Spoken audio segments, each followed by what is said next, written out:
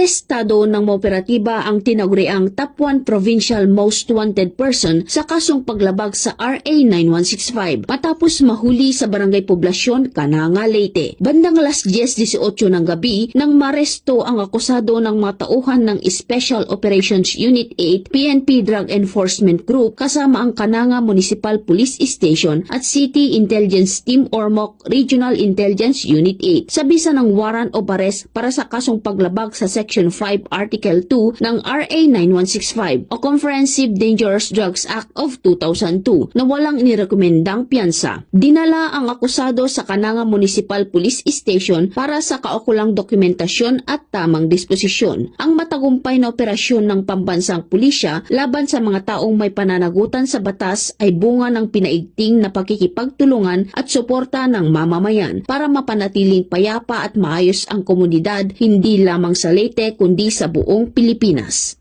Mula dito sa Eastern Visayas, ako ang inyong PNN correspondent, Patrolwoman Palafox, alagad ng batas, tagataguyod ng Balitang Pulis.